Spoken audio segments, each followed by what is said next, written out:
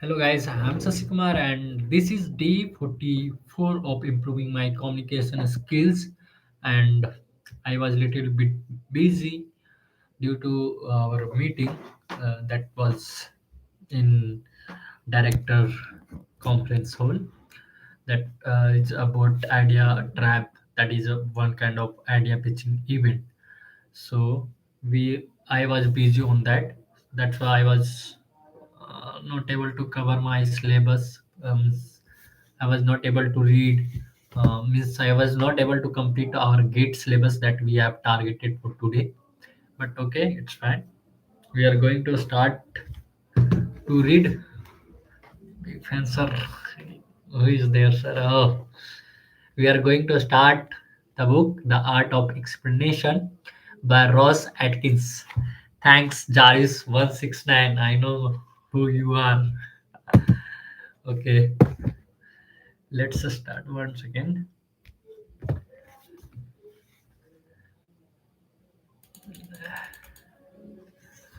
Explanation.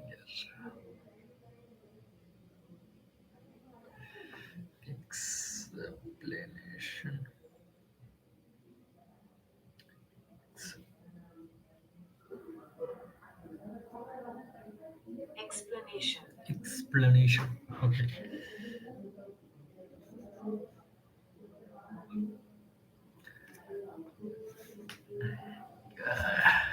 Thank you, Varshil. Okay. Uh, uh, as we have an introduction part of the this book, so we are going to complete introduction part today. After that, we will move towards chapter number one. So we will gain some knowledge how to convince people, how to explain our thoughts to audience. It will take time. Okay. Discovering the power of explanation. My system of explanation wasn't something I worked up out of curiosity. It was born out of necessity. It was my effort to find a way out of several situations that felt, for a time, overwhelming. Back in the 1990s, 2 years after I had graduated, I was unemployed, living in Cambridge and doing a far better job of watching the Jerry Springer show than I was of finding work. I was low on confidence, low on cash, and low on ideas for what to do about it. I did, though, have one trump card to play. After college, I had gone to live in South Africa with my then girlfriend. This was a time when Nelson Mandela was president, when the post apartheid possibilities were still in the first flush of being explored, and when crime was on everyone's mind. I landed a gig as a policy researcher, and each day during my drive from the suburbs to our offices downtown, I had have the coin ready to buy on the daily newspaper offered by the hawkers at the traffic light. As soon as I was in, I had lay a newspaper out of my desk and read it front of two back. Carjackings plus police reform, South Africa making the 1998 Football World Cup, the British Lions rugby team paying a visit, the rise of Kawetu, think house music but slower, Mandela at the helm. I had always wanted to be journalist, and South Africa had so many stories to tell. At the weekend, I got into the routine of wandering down the road buying the Sunday Independent. At the time, it was owned by the same company that owned the independent titles in the UK.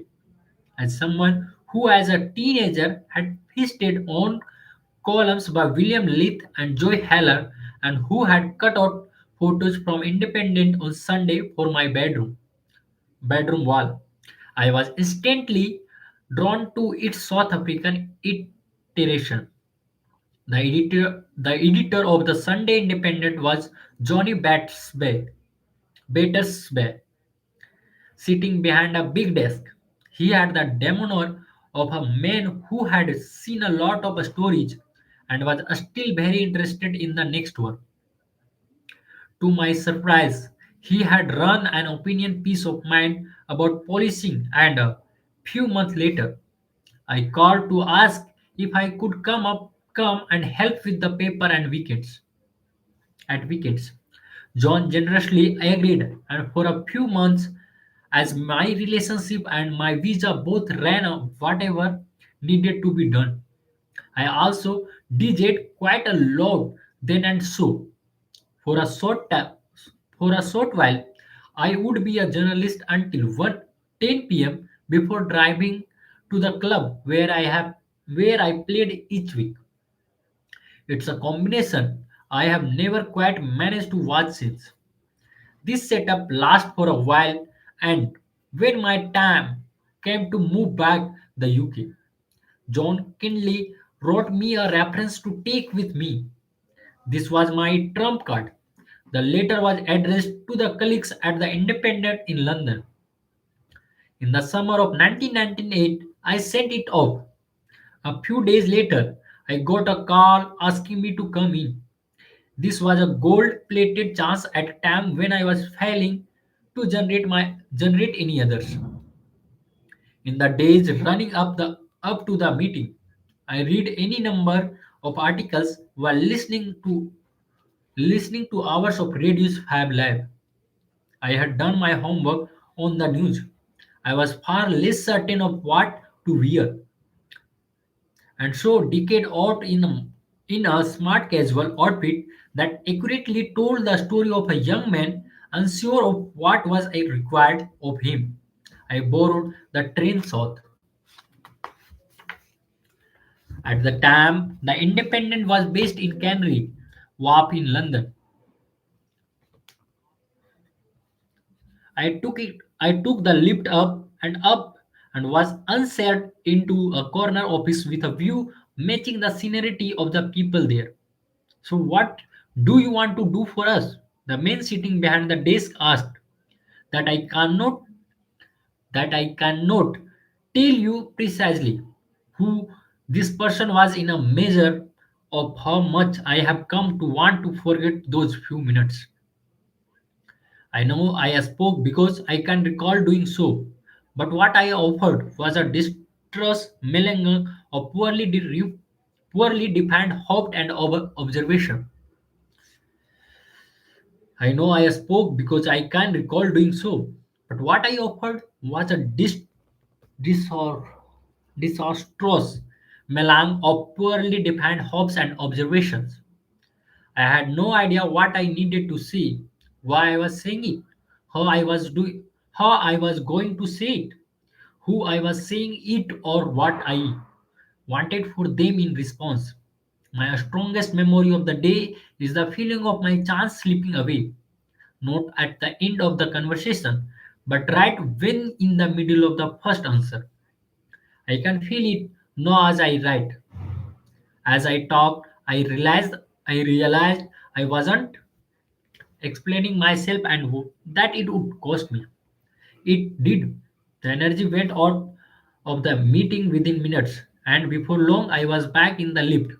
They were kind enough to not write me off there and then, but I never got to work for a paper that I admire.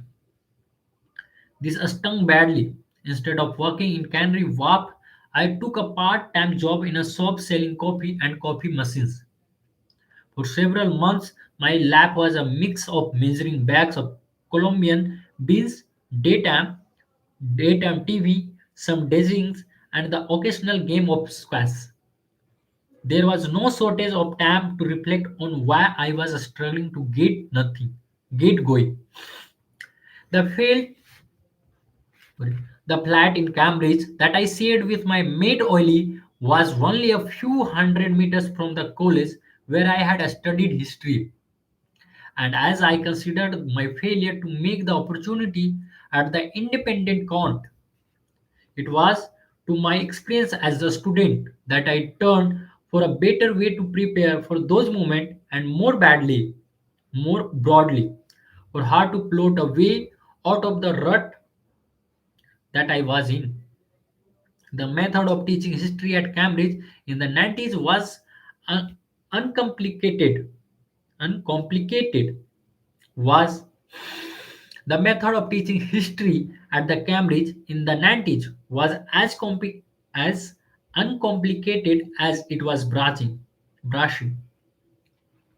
Each week you had be given an essay question on subject you either knew nothing or very little about. With the question would come a reading list of anywhere between 10 and 30 books, and I see you next week. There were lectures, but in an act of academic purity. They were often on subjects that had little to do with the easy we were being said.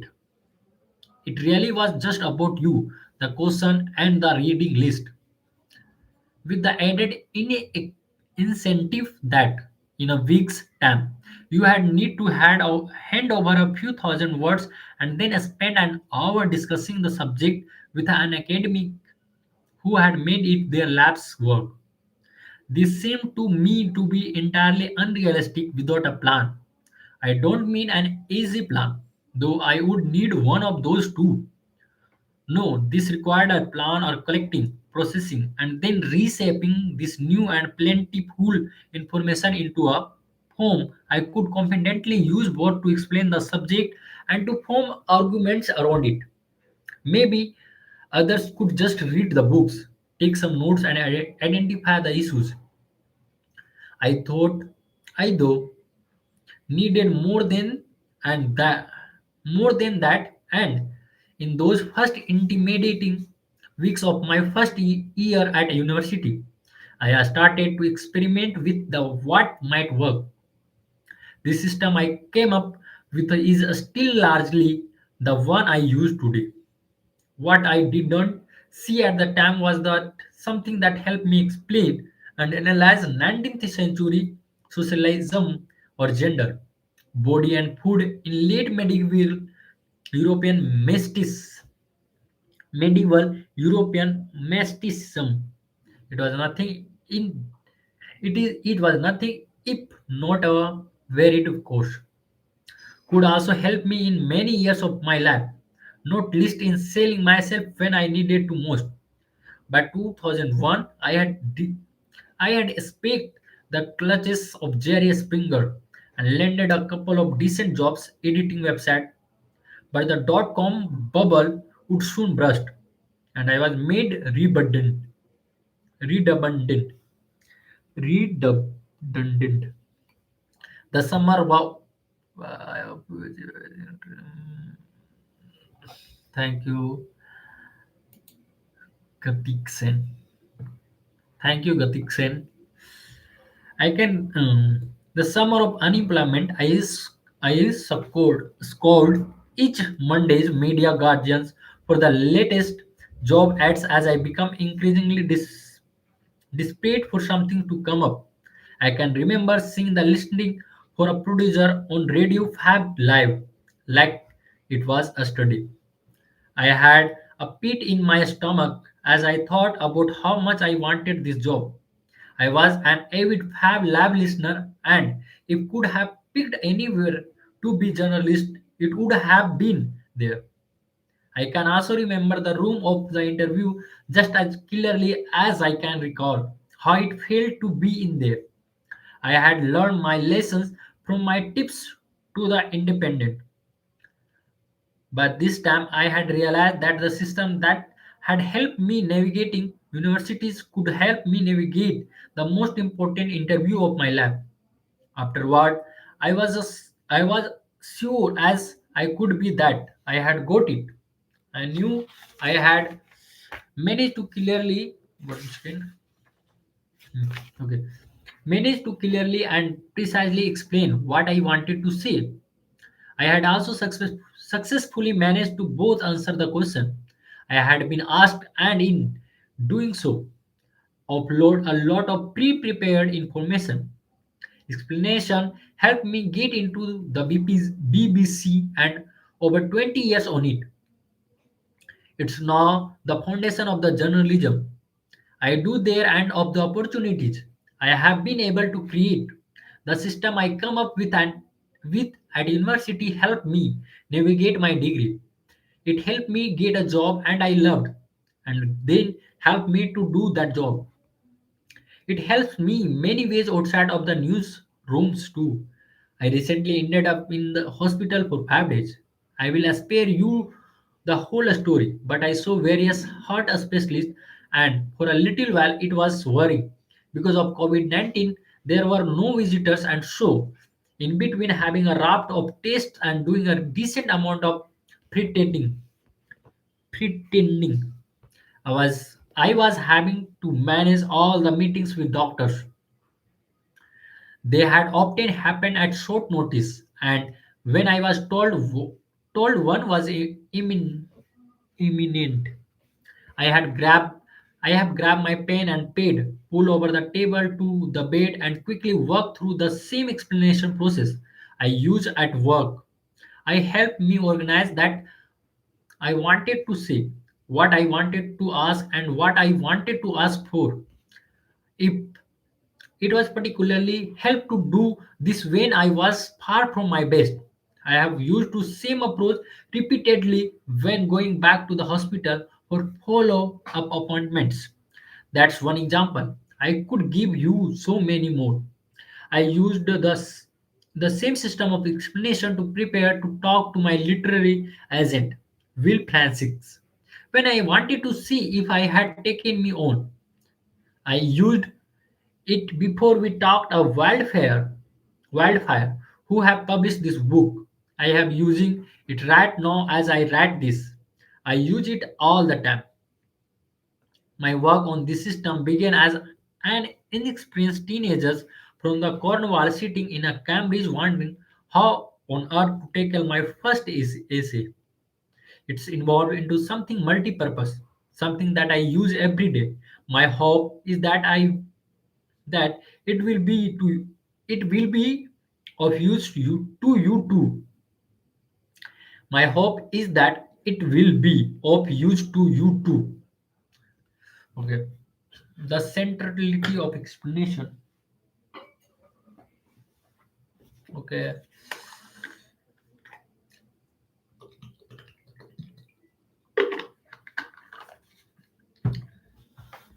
For today, that is enough. Okay. Next day, we will continue from here. One thing from today onwards, we are going to do. 1 second.